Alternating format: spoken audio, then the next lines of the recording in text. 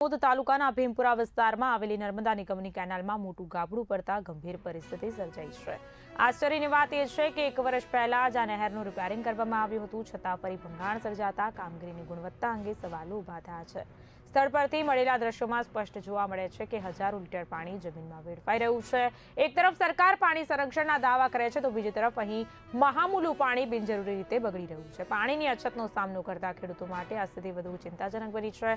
સ્થાનિક ખેડૂતો અને તાલુકા કોંગ્રેસના નાના તાલુકા હોદ્દેદારો સાથે જ વારંવાર રજૂઆત કરી હોવાનો દાવો કર્યો છે। તેમ છતાં સમયસર અને ગુણવત્તાસભર કામગીરી ન થતા સમસ્યા યથાવત રહી છે। કેનાલના અનેક વિસ્તારોમાં બાવળ અને ઝાડ ઝાખર જોવા મળતા યોગ્ય જાળવણીનો અભાવ સ્પષ્ટ થાય છે। આ બેદરકારીનો સીધો ભોગ ખેડૂતો બની રહ્યા છે। અનેક ગામોના ખેડૂતોએ સિંચાઈ માટે પાણીના અભાવે ચિંતા વ્યક્ત કરી છે।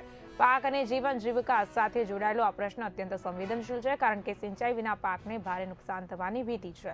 આ મુદ્દે આમોદ તાલુકા કોંગ્રેસ પ્રમુખ નરેન્દ્રભાઈ પટેલે ચેતવણી આપી છે કે જો વહેલી તકે સમગ્ર પંથકની કેનાલોમાં પડેલા ગાબડાની યોગ્ય મરામત નહીં થાય તો કોંગ્રેસ ખેડૂતો સાથે મળી નિગમ કચેરીએ તાળાબંધી કરશે અને ઉગ્ર આંદોલન શરૂ કરશે। હવે નજર જવાબદાર અધિકારીઓ પર છે કે તેઓ તાત્કાલિક પગલાં લઈને પાણીનો વેડફાટ અટકાવે છે અને ખેડૂતોને ન્યાય આપે છે કે પછી આ મુદ્દો વધુ ઉગ્ર સ્વરૂપ ધારણ કરે છે। હાલ ભીમપુરા માઇનર કેનલ પાસે આપણે ઊભા રહ્યા છીએ। આપ જોઈ શકો છો, 1 વર્ષ પહેલા ખેડૂતોની લાગણી અને માંગણી હતી। ખેડૂતોની રજૂઆતને ધ્યાને લઈ આમોદ તાલુકા કોંગ્રેસ સમિતિ દ્વારા આ જે કેનલમાં ગાબડું પડ્યું હતું તેનું સમારકામ નર્મદા નિગમની ઓફિસે રજૂઆત કરવાથી એ સમારકામ કરવામાં આવ્યું હતું। ત્યારબાદ 1 વર્ષ બાદ આ કેનલમાં પાણીનું આવરણ થઈ રહ્યું છે અને આપ જોઈ શકો છો 1 વર્ષ પછી આ કેનલમાં પાણી આવ્યું તો પણ આ ભ્રષ્ટાચારના પાપે આ 1,000 લાખો ક્યુસેક પાણી વેડફાટ થઈ રહ્યો છે અને અત્યારે ખેડૂતોનો મહામૂલો પાક ઊભો છે અને ખેડૂતોને પાણીની સતત જરૂરિયાત હોવાને કારણે ખેડૂતોને નુકસાન જઈ રહ્યું છે। એના કારણે જે નર્મદા નિગમના ભ્રષ્ટ અધિકારીઓ છે તેમને ખરેખર આ પાણી છોડતા પહેલા આ કેનલનું નિરીક્ષણ કરવું જોઈએ। સાફ સફાઈ થઈ છે કે નથી થઈ, ગાબડું પડ્યું છે કે નથી થયું, પણ એ ભ્રષ્ટ અધિકારીઓએ કોઈપણ પ્રકારનું ધ્યાન રાખ્યા સિવાય કે નિરીક્ષણ કર્યા સિવાય આ પાણી છોડવામાં આવ્યું છે અને ખેડૂતોને મહામૂલા પાકને નુકસાન થઈ રહ્યું છે। તો પણ આ અધિકારીઓ પંખા નીચે બેસીને ભ્રષ્ટાચાર જ કરવામાં માંડ્યા છે અને ખોટા બિલો ઉધારવામાં આવ્યા છે। અને અધિકારીઓને અમે શાણમાં સમજાવીએ છીએ કે જો આગામી દિવસોમાં આનું નિરાકરણ કરવામાં નહીં આવે તો એક ખેડૂતની વેદના લઈને કોંગ્રેસ પક્ષ દ્વારા નર્મદા નિગમની ઓફિસને તાળાબંધી કરવામાં આવશે અને તેની સંપૂર્ણ જવાબદારી પ્રશાસનની રહેશે।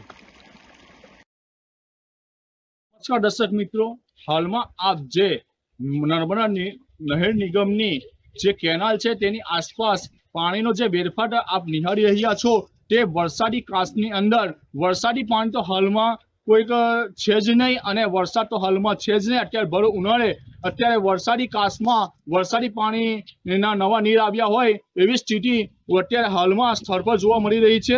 ત્યારે આજ રોજ જ્યારે પાણીના નવા નીર નર્મદા નિગમ દ્વારા છોડવામાં આવ્યા છે ત્યારે આમોદ પંથકમાં ચારે કોર પાણી 1000 લીટર ક્યુસેક પાણીનો વેડફાટ હાલમાં જોવા મળી રહ્યો છે। આ જે પાણીનો વેડફાટ અત્યારે હાલમાં આપ કેમેરામાં જોઈ રહ્યા છો તે જેનાથી ખેડૂતોનો મહામૂલી પાક હાલ સુકાવાની આડે પહોંચી ગયો છે।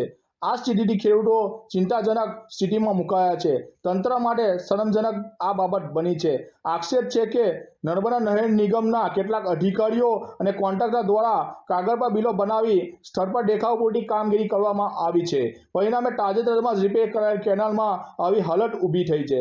સ્થળ પર જોવા મળતું આ મોટું ગાબડું સંભવત મિલીભગત અને ભ્રષ્ટાચાર તરફ ઇશારો કરે છે। આ મુદ્દે આમોદ શહેર કોંગ્રેસ પ્રમુખ નરેન્દ્ર પટેલ તથા આમોદ કોંગ્રેસ યુવા પ્રમુખ કેતન મકવાણે તંત્રને કડક ચીમકી આપી છે કે તેઓએ જણાવ્યું છે કે જો આમોદ પંથકની કેનાલ તાત્કાલિક યોગ્ય તપાસ કરી જવાબદાર સામે કાર્યવાહી નહીં થાય અને રિપેરિંગ નહીં કરવામાં આવે અને કેનાલ પર આવેલા ઝાડી ઝાખરાઓ સાફ સફાઈ કરવામાં નહીં આવે તો ખેડૂતોને સાથે મળી તાળાબંધી જેવા ઉગ્ર આંદોલનનો માર્ગ અપનાવવો પડશે।